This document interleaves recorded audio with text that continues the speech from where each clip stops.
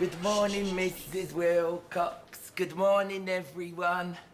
My Weekend by Ian Jackson. Neil Webb's been picking on me. He said I'm too scruffy to be in his gang. So on Saturday, I asked Nanny whether we could go shopping for a new school unicorn. She said, yes, Ian, just let go of my hair. Outside the shops, there was a big bear who was stealing money off people and putting it in his bucket. He had a robber mask across one eye with red dots on it.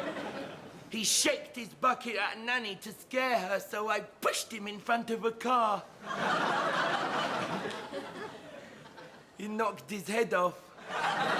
Inside was a man that he had eaten.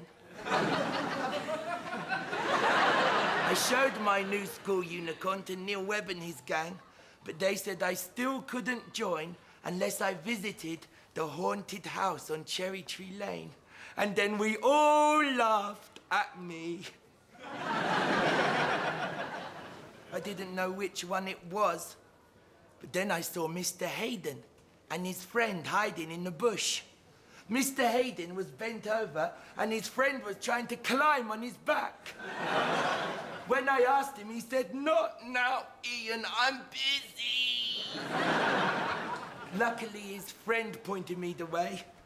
His finger was really fat and hairy, and the end of it was purple. Then he poked his finger in Mr. Hayden's mouth. The door to the haunted house was locked, but some new school shoes kicked it open. Dish! Inside, I could hear a scary tapping sound. Tap, tap, tap. That was when I saw her, the White Witch. I knew she was a witch because she had this witch's wand. She was tapping out spells in front of her on the floor. I snatched it off her and ran around the house hiding and going, cooey. Her eyes were all white like a zombie, and she was walking around bumping into things like this. In the end, she chased me out the house, but I managed to lose her on the dual carriageway. I went to show my wand to Neil Webb, but his house was closed, so I magicked myself in through the cat flap. Squeeze! I found him in bed sleeping. He started crying at me to go away, weirdo.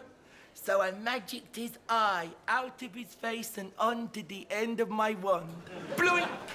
Then I magicked it into my mouth. Yomp! It tasted of tears. Then I magicked a match onto his bed for messing me about. Now the gang do what I say.